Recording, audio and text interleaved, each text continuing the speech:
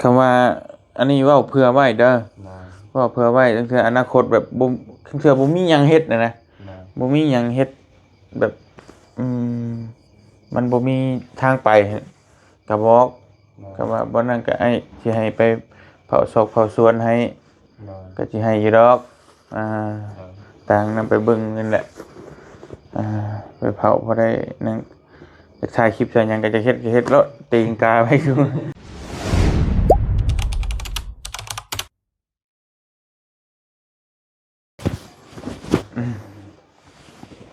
มาพี่น้องในบ้านนี่ปาโธอาบน้ำอาบในเรียบร้อยยังจะสะอาดนะฉันเนาะยังใส่ชุดเก่าอยู่ตะเวนนี่บริโภคหน่อยการกลึงอยู่ก่อนเปียกน้ำจะขออนุญาตพี่น้องเลยสบายดีเด้อพี่น้องเลยกับทักทายสบายดีผมเป็นพี่น้องเบิดสุขุสุคนเนาะมื้อนี้ก็เฮามาแต่ปลูกกาแฟเป็นที่เรียบร้อยทั้งน้องๆเพิ่นก็ไปซอยพี่น้องเอ้ยเนาะทั้งบ่เตียงก็บ่มีหยังตอบแทนว่าก็เลย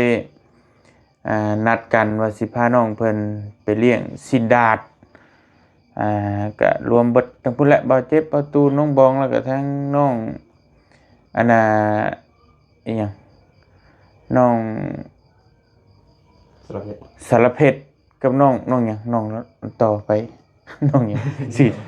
ลืมเลยลืมถามอยู่เว้นนี่กับพี่น้องลืมเลยน้องสาวเบาใจฟด2คนน้องหานเนาะแล้วก็น้องหานเนาะสิไปมื้อนี้นะพี่น้องเอ้ยว่าสิไปเลี้ยงสินดาเพิ่นแต่ก็น่าจะมาบ่ครบดอกก็อีตุนทั้งน้องเพิ่นเพราะว่าบ่เตียงเอาเงินเอาค้ำให้น้องเพิ่นก็บ่เอานะมาซอยด้วยใจเพื่อจักสิเฮ็ดให้ได้ก็สิเลี้ยงก็ว่าเลี้ยงส่งก็ว่าได้เพราะอื่นบ่เตียงก็สิเมื่อกลับเมื่อสวรรค์เขตแล้วพี่น้องเอ้ยเนาะก็มีแต่สิพาน้องเพิ่นไปเลี้ยงโทรบอกบ่ใส่ฝนอยู่พี่น้องแต่สิมาได้เด้อบ่ผู้เพิ่นเคยไปซอยเนาะว่าน้องเพิ่นก็อยากไปซอยด้วยตนเองนะก็ที่จริงเพิ่นก็ยากอยู่คือน้องสารเพชรนี่เพิ่นก็ยากต่างคนต่างยากแหละมีเวียกมีงานเพิ่นก็อยากไปซอยก็ดีใจบ่เตียงก็ได้เนาะแล้วปิดจบเป็นที่เรียบร้อยพี่น้องกาแฟ5,000 กว่าต้นก็รุ่นไปต่อไปน้ำกันว่าสิแนวใดบาดนี้ก็ได้พี่น้องจักสิใบกูดใบงอหรือว่าใบเขียวใบงามก็ติดตามเบิ่งน้ำกันเนาะปรึกษานำมื้อนี้แหละเซียนกาแฟเซียนอยู่บ่บ่เซียนนะครับบ่เคยนะแบบธรรมชาติเลยมันก็มีกูดมีงอนะบ่ได้ฉีดยาสิหยังบ่ฉีดแล้วปีตะกี้บ่ได้ฉีดหรอกบัดนี้ออกจากเวียกเด้แต่นี่แต่เฮ็ดลงคลิปนั่นแหละออกจากเวียกแล้วก็ไปถ่ายคลิปแล้วก็ฉีดยาเนี่ยทีเดียวแหละมันแก่เด้ฉีดทีเดียวพร้อมมันสูงพวกฉีดมิตรสุตนาเองประเภทฉีดชนะเจ้าของเอาต้นน้าเนี่ยบ่เป็นสูงก็คือเจ้าคือในชีวิตอันนี้มันก็ฝ่าใส่น้ามือน้าเอ้าฉีดไกลบ่ได้บ่อยู่ไกลๆได้ใส่มันบ่ได้แห้งได้เต่าสีจะใส่ตัวระบบแห้งมันก็บ่ได้ใช้ต้องแบบค่อยๆเด้ตัวมันว่าใส่ตัวจักรด้วยโอ้มีอันนี้แท้ก็ตัวจักรอะไรครับแต่ว่าตอนมันน้อยๆอันนี้เฮาก็ใส่ตัวเต่าสีเอาใส่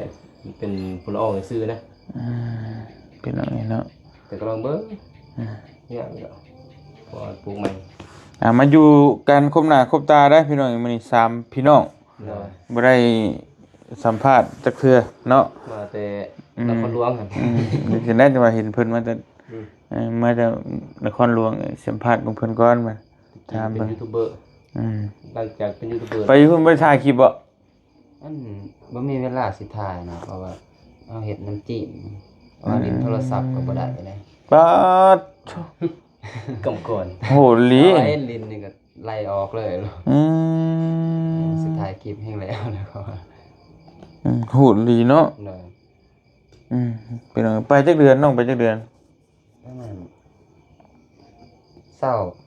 มันก็บ่ฮอดเดือนนะไป ไปบ้าน สไปวัดนี่ ถึงเดือนแล้วเนี่ยที่ ได้จักพันจักหมื่นเงิน เงินนะ อืม น้องได้ประมาณ3ล้านนี่แหละ ดูก็ธรรมดาอยู่เนาะแต่ว่าก็เมื่อยเนาะ ได้ ไปเฮ็ดงานหยัง เฮ็ดงานเห็นบ่ อืม แยกเศร้า ไปเย็กเสา ตอนนั้นแล้วมันบ่ไหว เย็กเสาก็คือนี่แหละเอาเครื่องเย็กเจาะแบบอ้ายเบาบุญก็เบา แยก เบายาว นี่สร้างเฮ็ดแบบ แบบนั้นแหละ ที่เขา เสาเข้มอยู่เนาะ อันตรายแม่น ลาย สมปิและพาเพนไปนี่ก็ ตอกหมดแล้วทุกหมดแล้วพนังนี่ เป็นแบบนี้แล้วอันอ้ายเบาบุญกำแพงทับบางหันก็ชอบแยกอันพานี่เด้แยกบ่ลืมเบิ่งก็ต่ำเรียบร้อยโอ้อันตรายดีแล้วน้องลงมาก่อนไง เมื่อยตัวเครื่องแยกกันนักบ่นักเนาะ นักแล้ว มันสะเทือนอีกชั้นตึงโอ้บ่ไหวแล้วทับชั้นทับคน ก็อุ้มจุบุได้ โอ้บ่ไหวนักยังบ่พอนะพี่น้องอีสั่นอีกปังโอ้อันตรายทับชั้นทับคนไหว ไหลกินยาน้ำเขาก็หักออกอีกนะก็บ่ได้อีกซะ ต้น มาบ้านเฮาพี่แหละได้กะว่ากันเนาะไปเฮ็ดสิไปเฮ็ดหยังบัดนี้วางแผนว่าสิไปเฮ็ดหยังอนาคตอยู่บ้านเฮา อนาคตนะว่าสิกลับมาถ่ายคลิปนี่นะ เรื่องกับลูกกับเมียเด้ กับลูกกับเมียเนาะก็เดี๋ยวนี้ก็ขาดกันแล้วครับบ่มี ขาดเรียบร้อยแล้วเนาะ แต่ว่าเขาก็อยากมีใหม่เฮาอยากมีใหม่ก็บ่ได้ยุ่งเกี่ยวกันนะขาดกันเลย เดือนปลายเด้2เดือน3เดือนชีวิตแต่ บอกกันหยังเรียบร้อยแล้วบ่ นะ บ่ได้ว่า บ่ได้เชียร์บ่ได้หยังไปมันเลย แพ้มัน ไป เลย ไปมันเลยแต่ว่าเข้าใจกันแล้วก็มันมีแต่อันนั้นเลยแล้วนะกลับคืนก็คือสิอยู่กันตลอด คำว่าอันนี้เว้าเผื่อไว้เด้อ นะ เว้าเผื่อไว้ตั้งแต่อนาคตแบบบ่เทื่อบ่มีหยังเฮ็ดนะ นะ บ่มีหยังเฮ็ดแบบมันบ่มีทางไปก็บอกก็ว่าบ่นั้นก็สิให้ไปเผาศพเผาสวนให้ นะ ก็สิให้อยู่ดอกต่างนำไปเบิ่งนั่นแหละไปเผาพอได้นั่นจะถ่ายคลิปใส่หยังก็จะเฮ็ดแล้วตีนกาไว้อยู่ ถ้าบ่มีหยังใช่ไหมถ้าว่าเฮาบ่มีแหละบ่มีทางไปแหละถ้ามีหม่องที่ดีกว่าก็ไปนะ อนาคตเนาะ แม่อนาคตถ้าสมมุติหรือว่า ไว้แล้ว มันบ่ไหวแล้วมันบ่มีทางไปแล้วก็บอกจำเดือนละ3ล้านน่ะ3ล้าน4ล้านน่ะได้อยู่ดอก นะ สมมุติว่าจ้างไปนอนเฝ้าเดือนละ3ล้านบัดฉีดยานั้นนี่ใช้ปุ๋ยหยังก็จ้างต่างหากอีก นะ เดือนละ4-5ล้านเนี่ยได้น่าจะได้สำนั้นนะแต่ว่าตอนนี้ก็คุยกับไอ้แดงอยู่ถ้าบ่มีไผอีหลีก็แล้วก็พังเบิ่งถ้าบ่มีแนวเฮ็ดนะถ้าบ่มีเวียกถ้าสมมุติว่าเฮามีหม่องไปหม่องเฮ็ดที่มันได้ดีกว่านี้อ้ายก็บอกว่า ถ้าบ่มีบอกเผื่อไว้นะ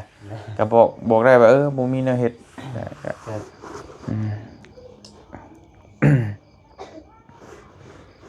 ถ้าว่าเฮ็ดนี่เริ่มแต่เดือนใดบ่ ก็เดี๋ยวจะไปคุยกับไอ้แดง อ๋อ ถ้าจะว่าคือน้องสิเฮ็ดน่ะนะ โดย ก็เริ่มที่ว่าจะคุยกันถ้าว่านั่นก็เดี๋ยวก็สิไปคุยกันก็คือว่าน้องก็ให้คิดเบิ่งก่อนก็ได้ถ้าว่ายังบ่มีบ่อนไปจังว่ากันลองถ่ายคลิปเบิ่งบ่ไหวเนาะ แม่น ทางไอ้แดงแน่เบิ่งก่อนไอ้แดงเพิ่นว่าอยากเฮ็ดแล้วเฮ็ดส่วนใดเพิ่นเฮ็ดได้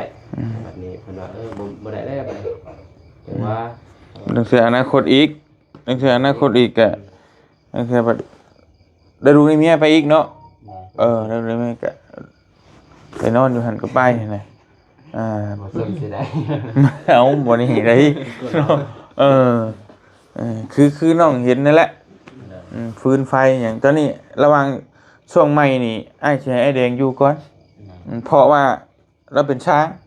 อ้ายสิให้เราเฮ็ดห้องน้ำห้องหยังอ้ายสิเฮ็ดเราเฮ็ดนั่นแหละเฮ็ดให้มันแล้วก็คักหลายเดือนต่อไปแหละแล้วพังแม่นแต่เราแล้วเวียกแล้วหยังแล้วถ้าเรากลับมาบ้านมาหยังนั่นก็ถ้าบ่มีไฟเผาก็อ้ายสิบอกแต่ว่าน้องอยู่ได้บ่ล่ะสมมุติว่า อยู่บ่ นอนอยู่หั่นนอนเผาได้บ่ยันว่าอยู่ว่าอย่างนั้นนี่เดี๋ยวถามมึงก่อน มันก็บ่แม่นสิใกล้บ้าน ก็คือน้องเห็นนั่นแหละมีครบเบิดน่ะฟืนไฟน้ำนะ ก็ยังบ่เดียวก็ยังนอน ก็จำเฮือนนั่นแหละ นี่ ต่อไปก็อาจจะเฮ็ดให้เบิดห้องน้ำห้องในฟืนไฟมีครบนะเปิดเพลงเปิดลำพังนี่ฮะก็ได้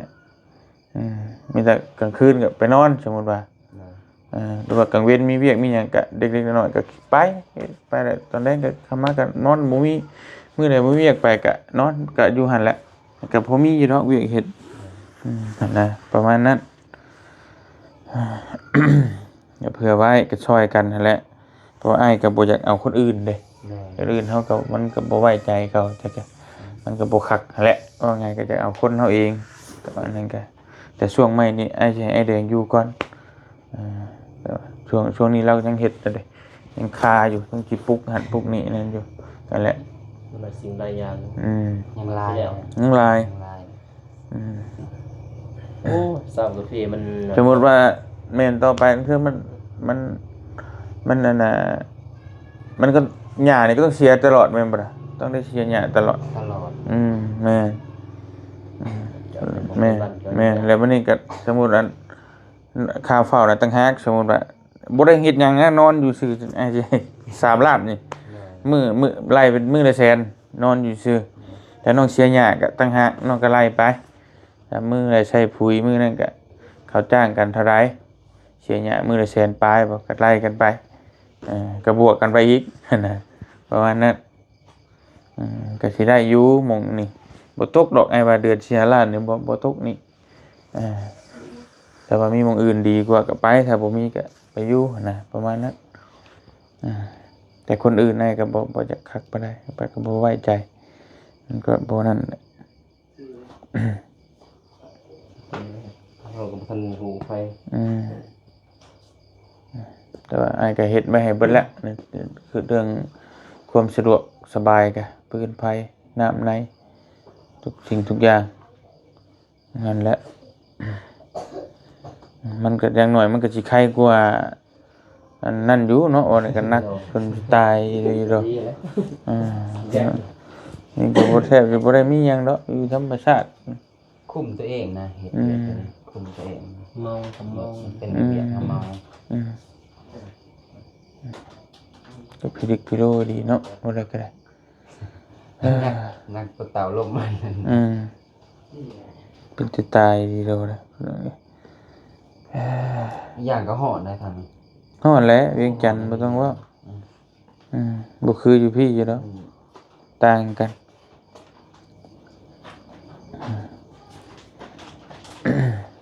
และเฮาก็สู่ใหม่เนาะได้ๆมันนั่นได้เด้เริ่มต้นใหม่ ต้นเพิ่นนั่นแหละว่าตะมิดที่เป็นที่ซีนนี่ก็พาเพิ่นไปหาเวียกซะว่าแนวถ่ายคลิปก็คือเห็นนั่นแหละบ่มันบ่มีเด้ นั่นแหละก็เบิ่งกันนั่นแหละก็ยังว่าก็ช่วยกันไป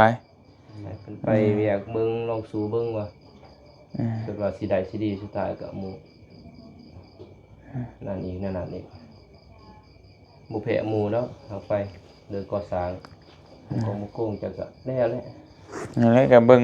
คนก็ต้องบ่แบบบ่แพ้บ่เพื่อนไผนะพี่น้อง แพ้ภัย บ่เตียงก็บ่จัก สู่คนหมู่ให้สันใดเก่าแล้วบัดนี้ไปถามหมู่บ่ให้ก็แล้วเมื่อ ก็บ่ได้มักลิ้นมักหยังกันแต่ว่า ก็บ่ ไปดินซุ่มแซวนั่นบ่ได้ลิ้นดอกเพราะว่าตั้งแต่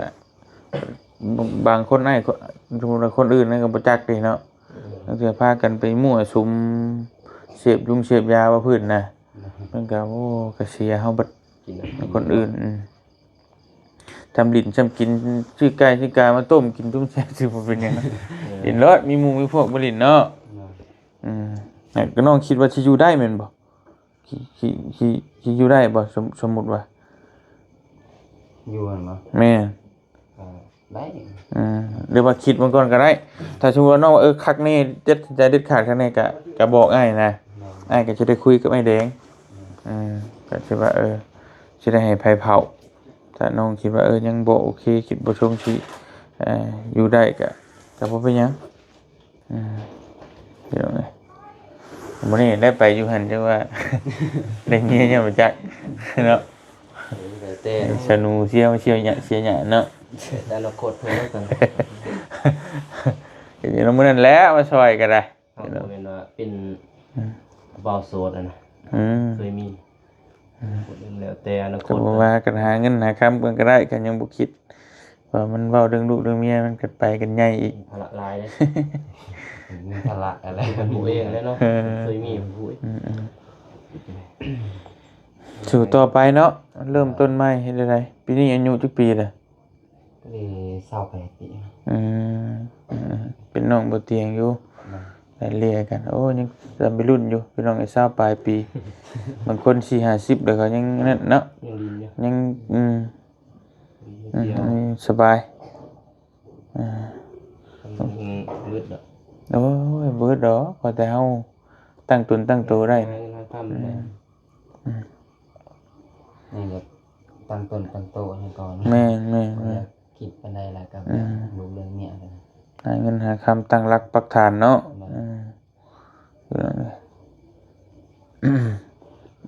เบาชายเด้เป็นอะไรครอบครัวเพื่อนชาติแล้วหรือบ่ดีแล้วพี่น้องเอ้ยอยู่น้ำไผน้องอยู่น้ำไม่เฒ่าบ่หรือว่าอยู่ต่างหากบ่อ้ายก็บ่ได้ติดตามคลิปจ้ะ อยู่นั่นไม่เท่า บริส เขาไปอยู่พุ่นเลยนะอยู่เขาเลย ฮีดแบบใดอันเมีย อีกแบบศาสนาพุทธแบบเดียวกัน เดียว เอาเมื่อกับคุ้ยอยู่กับง่วง แต่เฮามาเฮือนเฮาก็นักเด้ เดี๋ยว ก็แบบทางบ้านค่อย แบบเดียวนะแต่ว่าเดี๋ยวบัดนี้บ่มีบัดนี้บ่มีแล้วอยู่บัด อยู่ บ่ทันแต่งเลยรถจักรจ้ะ แต่มันเมียรู้จัก เดี๋ยวจอดซื้อเลยตรงนี้ เอาพี่น้องโอ้ยก็ถามข่าวน้องนุ่ง เนาะ นี่มาหาไอ้ใหญ่เด้อเนาะนี่หยังก็จะมีพี่น้องจักคนก็ ก็รวมหมดก็4คน เอ้ยผู้อยู่นำพ่อแม่หั่นบ่เอ้ยบ่น้องบ่ น้องสาว จะเป็นไอ้กกอันไอ้กกบ่นี่ เด้อ โอ้ลูกกกเอ้ยเนาะ นิดคอยแล้วก็น้องสาวเพิ่น แล้วก็เบามิกนี้ เด้อ นิดคุณน้องสาวแล้วบ่มีแล้วก็มีผู้นึงอีกเพิ่นเสีย บ่ใช่นี่ล่ะเนาะ โดยน้องหลา 4 คน บ่เสียก็ใส่สียิงหนึงนะ ซอย4นึง เสียบ่ติดข่อยเสีย จะดึงน้องมาทีละพี่น้องอย่าไปก็คือกันนั่นแหละมันมีแนวเฮ็ดแนวหาก็ดึงมามีต้นเป็นแล้วก็ได้บ่ก็ดีกว่าอยู่นะไปหล่อนไปก็บ่แพ้หมู่คือนี้ไปรับจ้างก็บ่แพ้เขาแหละที่ว่าก็บ่กล้าอันน่ะบ่กล้าบ่หาน มันเว้าหลายก็ยากเด้เนาะอีหลีก็ว่าคนเขาสิบ่นั่นแหละเว้ายิ่งคนจีนครับบ่นั่นน่ะพี่น้อง แบบเจ็บขนาดว่าสิได้ขอเงินมาจากเมื่อก็ยังบ่ได้เลยนอนอดเอาอยู่จน 4-5 มื้อนี้เขาทิศพุ่นน่ะเจ็บ เงินออกจัง เป็นทางเงินออกจังเป็นไง ขอยบ่มาเลยสิโอนเงินไปให้เขาว่าขี่ตามรถมาสิได้เงินนี่เพิ่นว่าจะเทื่อนเฮ็ดนั่นนะซ้ำนั้นจะเทื่อนแล้วก็เอาเงินก่อน โทษเนาะพี่น้องเอ้ย บ่ไหวเด้ต้นคือว่าเฮาก็บ่ได้เบิ่งเราบ่ได้แซดหาน้องคือว่าไปแล้วสิได้ดีแล้วมีแห้งนะเห็นน้องไปเฮ็ดยังไงก็ ตัวเสเก็บเงินเก็บคำมาพอได้เสียมีเสียซีนแล้วสุดท้าย ก็เลยมาโทรบันว่าใหญ่งานเด้อมันว่าง่ายทหารไปอยู่บนไม้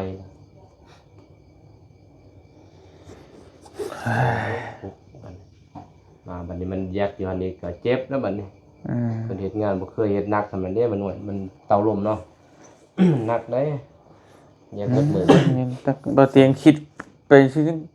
ใช้บ่เตียงเฮ็ดจะคิดได้บ่ชั่วโมงมันหนักดีเด้อ หมดมือจึงได้แล้วประมาณ2นั้นอุ้มจนบ่ได้ โหดโพเนาะแพ้เอวเลย ว่าบ่แยกแบบแยกนี่เด้บ่แม่นว่าแยกคมเด้ ครึ่งใส่คาง แยกแบบเซาต่างสื่อเฮาแยกข้างๆเอาเนี่ย ผู้ญาติหล่มใส่บ่ ยิ่งนักเลยเนาะ ผู้ญาติมันหล่มใส่ มันก็บ่ล้มเพราะว่ามันมีเหล็กเด้เหล็กมันโค้งอันนี้เอาแยกให้ฮอดเหล็กแล้วก็แยกให้มันขาดเลยให้เห็นแต่เหล็กเลยนะ เสียงนี้เนาะ แต่คือเฮาคือแยกคนเฒ่าคนทางนี่ใครได้เนาะ จักนั่งเอาก็ได้มีแบบเฮาเต็กใส่ขาใส่เอวนี่ เอวเลยหมดเลยทั้งเอว สั่นสะเทือนไปดิจังพอจังจ้อยเนาะจ้อยต้องให้ไปเฮ็ดจังว่าจ้อยว่าซะมันเผาผ่านไขมันในตึกไปบ่เอ้ามันสั่นเดี๋ยวมันเผาผ่านไขมันในตึก เอ้ามันกำลังแตกเลย ปวดไอ้เว้ยมันแกล้งเตะโอ้ย ไวไปเด้อบ่แม่นแค่เวียกแค่งานดอกมันบ่ได้ คือบ่ได้อันนี้บ่ได้คือข่อยสมัยก่อนข่อยก็ไปเฮ็ดงาน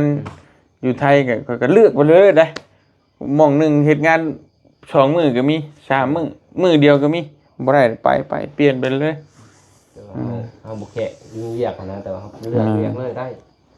ครับเบิดนาเวียกได้แต่ว่าตัวมันเฮ็ดได้อย่างเงี้ยตัวมันมันแยกมันบ่ได้เลย แต่ส่วนหลายบ่เตียงก็มักอยู่แต่ก่อนก็งานร้านอาหารมันเบาเด้มันงานหลายอยู่แต่เฮาเฮ็ดไปเรื่อยๆยกๆแยกๆจับหันจับนี่แต่ว่ามันบ่หนักนะ เป็นตัว แม่นประมาณนั้นแต่ถ้ามันหนักบ่หนักหนักมันหลายงานหลาย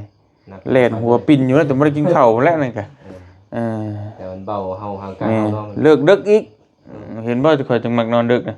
ไปอยู่พุ่นน่ะติดเลยเด้เพื่อสิเก็บห้านเก็บหยังก็2:00 นกลางคืนเพื่อจะนอนก็3:00 นตอนเสาร์นี่ มันเท่าก็ตื่น 10:00 นแล้วเข้าเข้าตอนบ่ายเด้แบบห้านอาหารคือแม่นคือบ้านเฮานี่แหละกินดื่มมีหยังที่เพิ่นก็เปิดตอนบ่ายหากลางคืนประมาณนั้น นักเกิน นะ ตัวเฮาบ่ได้นอน นักมันก็เลยลึกบัดนี้ มึงนี่เนี่ย เฮ็ดหยังจะอยู่ไม่เท่าอยู่เฮ็ดให้เฮ็ดนาบ่มันครอบครัวไม่เท่านะครอบครัวเมียน้อง เฮ็ดหน้าเฮ็ดแต่หน้าบ่มี ชวนหยังนำบ่มีติ เลยเฮ็ดแต่หน้า ตะกี้นำไปหาเงินกรุงเทพบ่ไปเฮ็ดงานหยังอยู่กรุงเทพ เฮ็ดแมคโคร ฮะ งานแมคโครงานอันนั้นนะงานสร้างกันนะอาหารใหญ่นะ อ๋อโอเคอยู่เม็กโค โดย อ๋อเดี๋ยวว่าไปเฮ็ดรถเม็กโค ลาวนี่เวโคนี่ เม็กโคก็คือห้างนั่นแหละเป็นห้างเที่ยวกับบ้านเฮาก็คือไอ้ตรงไอ้เต็กไปซั่นแหละแต่ว่ามันก็มันบ่คืออยู่พุ่นเนาะอยู่พุ่นคนหลายบ้านเฮามีแต่จิ้งเฮ็ดหยังก็ได้ เรียน การสอบติมันบ่ปานใด คือว่าไงเพิ่นไปซื้อในตลาดดีกว่านะคนเฒ่าคนหยังเพิ่นบ่อยากขึ้นห้างบ่นิยมปานใด สูงเนาะ บ่สูงมันแพง แพง มันแพง ราคาสูง แม่นเพราะว่าค่าเช่ามันแพงดิเครื่องมันก็ต้องแพงตามค่าซ่อม เลยนั่นแหละสู่ต่อไปเนาะเป็นน้องเอ้ยมีแต่ปอนุ่งนั่นแหละเป็นไอ้ใหญ่ก็มา จ่ายก็จนลอย นะขอบใจหลายๆเด้อไปช่วยปลูกจนแล้วกาแฟ บ่ได้ปลูกพร้อมกบบ่ได้ เอาหดหน้าหมดหนึง คนน้ำคนหยังแล้วซอยกันเนาะ ปลูกพี่น้องเอ้ยมื้อนี้โอ้ เด้อกับพอน้องเมฆลุยกับน้ำ บ่บอกเนี่ยเดี๋ยวบ่อยากให้มันตายแล้วใส่นั่นใส่นี่ซอยกันก็บอกอยู่พี่น้องบ่เตียงก็มีเวียกมีงานหยังก็บ่เป็นหยังเพราะว่าเฮาก็มาหลายมื้อเนาะก็เกรงใจบ่เตียงก็ได้มาได้มื้อก็ไปตลอดทุกมื้อปะ เวียงเฮาในนี้เลย ปะฮอดเฮือนแล้วบัดนี้ ใช่เดี๋ยวนะ เฮือนเจ้าแล้ว โอ้ยมันสิมีเงินได้หมดก็ปะแล้วบัดเพียงเลยเงินบ่มีแล้วบัดนี้มีก็พอซื้อพอกินนั่นน่ะแต่เฮาสิทุ่มเทหมดแต่เฮือนก็จะสิกินหยังบัดนี้ ก็แต่มาเท่าไหร่ปีแล้วพี่น้องยังบ่ได้เห็นสวนกาแฟเบานุ่งเทื่อ อืม มีโอกาสไปเบิ่งก่อน มันอยู่ในนี่นะ ก่อนสิฮอดยามฝนเนาะ เอายาก ไปยามฝนนี่บ่ไหว รถเป็นเดี๋ยวนี้เขาได้อยู่รถแต่กระทั่งก็กูกลับแล้วนะ อืม เขาไปได้อยู่ส่วนนี่แหละซื้อตัวซื้อใหม่ อืม แต่ว่ามันสิสั้นนะนี่พี่น้องส่วนบ่หนู ชวนตัวซื้อใหม่แสดงว่า เพียงนะ แสดงว่ามีชุดนี่ชวนเก่าอีกเท่าไหร่ฟังเบา ส่วนเก่าส่วนเมเทาได้เอาให้แบ่งให้นิดนึง อืม 20คูณ40 อืมโอ้ธรรมดา 10 60นะเมเทาเราแบ่ง มีสองส่วนบ่ได้เบานุ่ง ได้อยู่แต่ว่ามันบ่หลายบ่ตัวบ่อ้ำดอก นั่นของมูลของมั่ง มูลมั่งเนี่ย อืม เอาให้นะ ตัวนี้ตัวสิบใหม่นี่น้ำพักน้ำแห้ง ของสมสารเฮา ชิงสมสะ สิ่งสำคัญ ดีดี ของเนี่ยกันมูลของแม่ พอได้ตู้ได้ตอดได้เต้นึงไง เออ พอได้เก็บได้กำอยู่ พอได้เก็บ ตัวนั่งให้ขี้มูกโป่งกันเขารักกาแฟน่ะชวนได้ชวนไหมบ่ ส่วนปุ่น เฮ้ยโยกเลย ส่วนในเทา ชวนเก่าบ่ เพราะว่าคอยตัดที่มันได้บัดนี้ ตัดห่มมันนะ อืม กาแฟมันสิขึ้นพี่เนี่ยเอาตัดห่ม อืม แต่ว่าใบมันสิตายแต่มาดกบุติถ้าว่ามันบ่มีห่ม อืม ผมหับแซงได้ดี เดี๋ยว แต่ว่าใบมันสิตายมันแพ้นะเกินมาพายุพะยะมันก็บ่ทนปานใดบ่คือเฮาใส่ห่มน้ำแน่นะบ่นกเฮ็ดลายตะกี้ใส่ห่มเบามีแต่ห่มบ่มีหมากมีแต่ใบแค่นั้นตัดห่มมานี่มีหมากบ่มีใบแต่ว่ากกก็ตาย อย่าเฮ็ดนั่นน่ะ ตายเบิดบัดนี้ ตายเด้ อืม บ่มันบ่มีใบเด้บัดนี้มันมีแต่หมากตัวสิใหม่เกิดขึ้นใหม่บ่มีบัดมันกูด ก็มาห้องข่อยนะแต่บ่มีหยัง ก็ มัน ซ้ำเอา มีหยังหล่นโจรอยู่ ผมก็บ่ได้มี หมูกระโดเอาหมูกระโดซ้ำ เขาว่าจะใช้กล้วยค่ะง่าย ๆลูกกล้วยมันจะทีแล้วในโจเฮ็ดนั่นนี่มันทีเลย อืม กกท่องนะผมว่า พังเบิ่งคำบอกนั่นก็สิเอาคันห่มมาตั้งมัน แต่กูก็ยังงงว่าเนาะ มันนั่นนะซะ ได้ใจซะเนาะ แน่ใจจ้ะอย่างอื่นบ่เตียงบ่ย่านดอกตัวห่มตัวหยังก็บ่เตียงบ่ย่านอันโตที่ว่ามันงามบ่งามขี้ร้ายหรือว่ามันนี่บ่ย่านแต่ย่านอย่างเดียวคือน้ำหมอก น้ำหมอกอะไร แม่นเฮาจะกันน้ำหมอกไว้ ที่จะว่าจะปลูกก็ไม่อย่างอื่นมันบ่มีปัญหาอืม พอมากๆอย่างนี้เฮาก็เฮาลิงได้เด้ต่อ อืม ได้หมดแต่ตัวหมอกนี่บ่ได้พี่นะเฮาบ่ฮู้ว่า เฮากำหนดบ่ได้ว่ามันสิ ปี เป็น นี้ มัน สิลงหรือว่าปีหน้าสิลงบ่ฮู้ฝาด3ปีมันลงเฮาก็ อืม เฮาลงทุนหลายได้บัดนี้ อืม มันก็ลุกไปซื่อๆนะ มีดาวต้นอะโวคาโดหั่นแหละเท่านั้นก็ได้ ที่แท้ถ้ามันมีโฮมในหนึ่งหั่นเพราะว่ามันสิกันในส่วนหนึงนะ อืม ตายบ่ก็ตายนี่เพียตายกันแต่ว่าอุณหภูมิมันก็สิลดแน่นะ เอามุ้งไปกลางให้มัน บ่ลงบ่ทันตัวตัดก็คือมองกันเด้มันอยู่ไกลน้ำบาดไปเลย แต่ว่าตายเมื่อบ่ก็บ่ตาย คำมันใหญ่ก็ใครอยู่น่ะ อืม 2-3 ประมาณ ปี ซ้ำนี่ แม่ พี่น้องซ้ำนี่แหละหมออยู่ลงปีหนึ่ง2ปีอยากลงเท่านั้นถ้าเราฮอด6-7ปีแล้วจะบ่เป็นหยังแล้วอยากลงก็ลงแล้วบ่ตาย มันนายเด้ อืม 3 ปีนี่ยังบ่อยู่เลยเนาะ 3 ปีนี่ก็บ่เป็นหยังแล้วสู้ บ่เป็นหยังบ่ สู้วิทย์ถ้าเฮาบ่ตอนก็จะวิทย์หัวเด้โกงหมดแล้วเนาะน้องเมฆก็ปี1ปี2นี่ซ้ำน้องเมฆกันซ้ำนั่นแหละจักเรียหมอกผู้ที่งามมันนะ ไปดู มันอยากเวลาเขาอยากได้นั่นแหละ อืม ตอนนั้นน่ะมันสิเฮ็ดแนว มันเฮ็ดใส่ อย่ามาเก็บใส่บอกคือส่วนรถเตียงจะมีคนเสียงไล่บอกว่าเสียงไล่เนี่ยมันอยู่ไกลหน้ามันแต่ก็เฮาก็บ่ฮู้ว่าสภาพทางน้ำสิคือทางบ้านเฮาบ่คือบ้านบ้านโน่งนี่อยู่ไกลหน้ามันอยู่ส่วนบ้านโน่งตอนกันมันสิลงไปอยู่เพราะว่า แกน้ำมาขึ้นบ่ เอาอ้ายน้ำตอนนี้หมอกจังนั้นหมอกจากอ้ายน้ำมันมามันก็อุณหภูมิมันสิขึ้นน้ำเย็นน้ำมันนะ ก็คำว่าชำปลูกต้นอะโวคาโดเล็กๆน้อยๆก็เอาบ่อยู่เนาะคำว่ามันสิลงอีกแบบนั้นเพราะมันเย็นเด้ถึงว่ามันสิข้างสมมุติว่าตัวมันข้างต้นอะโวคาโดปึ๊กแต่ว่าบัดมันก็บ่ได้ห่มเบิดบัดนี้ตัวมันบ่ข้างมันสิลงสิ จะดีแน่นะมันยังได้บ่ถือหมดนั่นน่ะมันถือซ้ำได้หนึ่งมันบ่ตายกาแฟครับมันบ่คือถือเต็มๆเด้กันเต็มๆ บ่จักรอดนั่นมันถือครึ่งนึงเนาะน้องเองเนาะก็บ่เป็นหยังหั่นน่ะเพราะมันยังพื้นได้มันลวงซื้อใบแต่มันหมากยังคือเก่าอ่ะกันว่ามันลงมือเต็มเลยนี่เปื่อยแต่โคกลงเลยเลยบ่ได้ นั่งให้ขี้มูกโป่งไว้เลย หอดมันเนาะหอดมือ2 ปี2 ปีก็ได้เก็บแล้วเขต ฟังเบิ่ง ตรงตูน กันอยู่น้ำดวงวาสนาเฮาแหละเพิ่นว่าเนาะ มันพอสิปลูกก็คือเก่าถ้ามันสิหอดเนาะ บ่คาดหวังก็บ่ผิดหวัง บ่คันว่ายังไล่เฮ็ด มันยังได้ ไป แค่พอได้ยิงจักหมากสองหมากก็เอา คือสิบ่เป็นหยังเฮ็ดนะ เอาบ่นี่นะปากซองก็เย็นจัดอยู่แล้วฟังเบิ่งอยู่น้ำดวงวาสนาเฮานี่แหละเพิ่นว่าเนาะ บอกมันพอหมอกมันลงมันก็ ทุ8 โมงแล้วเด้อนี่เพิ่นเลยอ่า ห้ามปิดก่อนนะจ๊ะ ไปซั่น 9 โมงก็ปิดแล้ว 9 โมงปิดแล้วบ่ บ่มีคนเลยนี่ ไปหากินข้าว ขาย บ่มีคนเขาซั่นน่ะ8 โมงนี่ยังมีอยู่ใน1 2 คน 3 คนเพราะมันบ่แม่นเรือนร้านใหญ่เด้ โอเคไปเบิ่งประธานจิ๊บมาแล้วบ่ไปนั่งท่าแล้วซั่น แต่ว่าร้านแบบอยู่ปากเซโบเนาะเขาก็ดนแหน่ โอเคไปพี่น้องเดี๋ยวบ่เตียงก็ขอตัว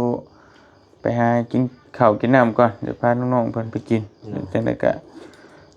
ขอขอบใจหลายๆพี่น้อง FC บ่ทุกคนที่เป็นกำลังใจให้เฮาเนาะ3 4 5มื้ออาทิตย์นั่นแหละก็ได้บ่เตียงลงมานี่วนอยู่กับสวนกาแฟก็บ่ได้สู่ไปช่วยเหลือก็ขอโทษขออภัยหลายๆพี่น้องเอ้ยก็ถือว่ามุกมุ่นหลายเนาะก็ได้สิได้ไปแล้วแหละปันนี้มันแล้วจะได้ มีแต่ว่าดูแลเด็กๆน้อยๆแล้วก็ไปเจาะเบิ่งเนาะจะได้ก็รุ่นไปนํกันเด้อพี่น้องเอ้ยเป็นกำลังใจให้บ่เตียงแน่ลองปลูกเบิ่งก็บ่ฮู้ว่าสิได้บ่หรือบ่ได้เฮาก็บ่ฮู้ดอกแต่ว่าใจมักแล้วก็จะเฮ็ดลองเบิ่งจะได้ก็ขอบใจน้องๆหมู่ครูบ่ทุกคน FC ที่ให้กำลังใจแล้วก็ที่มาซอยปลูกกาแฟจนแล้วจนทั่วเนาะอยู่ดีมีแฮงบ่ทุกคนให้ร่ำๆรวยๆให้ถูกหวย16ตื้อเด้อพี่น้องเด้อสาธุ 16 ปีเลย